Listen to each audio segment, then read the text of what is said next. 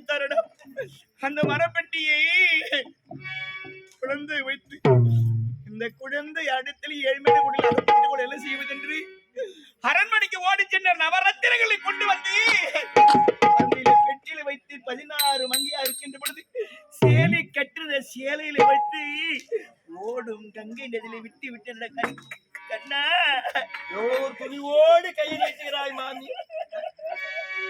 பெற்ற குழந்தையை கங்கையிலே வீசிவிட்டேன். தகுமா? ஆமா, அப்போ நடந்ததுக்கும் இப்ப சொல்வதற்கும் என்னடா சம்பந்தம் இருக்கிறது?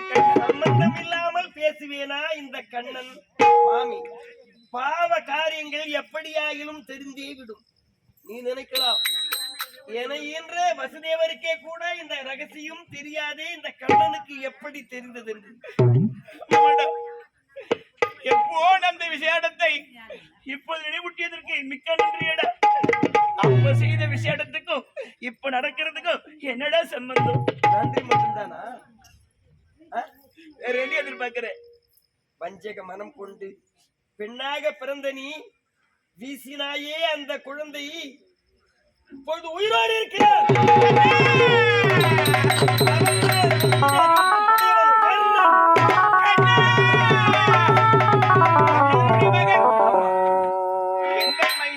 கண்ணன் என்றே இதுவரை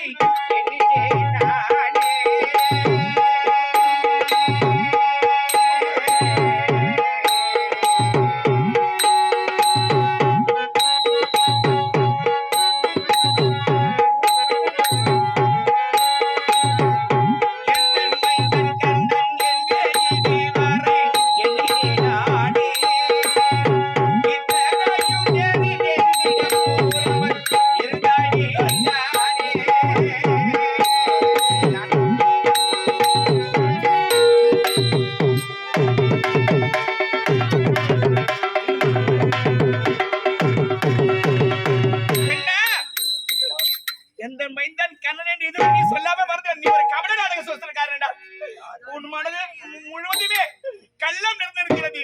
திருட்டு மனம் கொண்ட வேண்டா. எப்படி மறந்தே 5 வயதால் இருந்ததால் மறந்தேன்.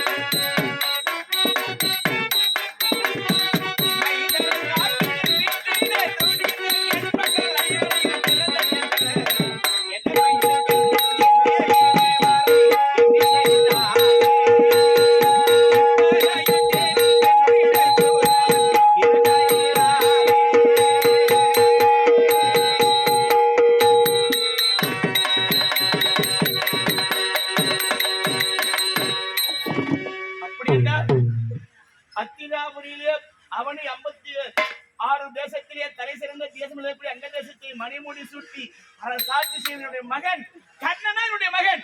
இப்பொழுது நான் சொன்னது தவறா பிள்ளை என்று தருமன் வீமன் அர்ஜுன நகுல சகா தேவரோடு மூத்தவன் கர்ணன். மாத்தட்டி கோடிக்கும்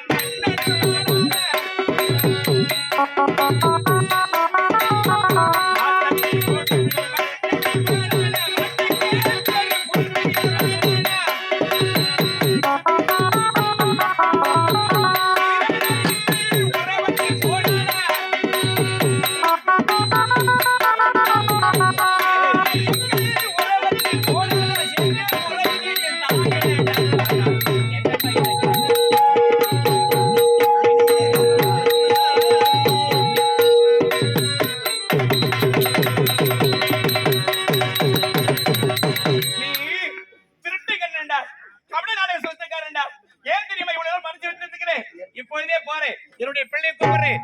அதர்மத்தை மகன் இருக்கின்ற கண்ணனை பாண்டவர் பக்கம் அழைச்சிட்டு வரேன்.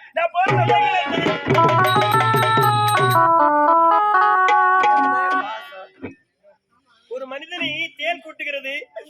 அதை பார்த்த மனையால் 6 மாதம் கழித்து ஐயோ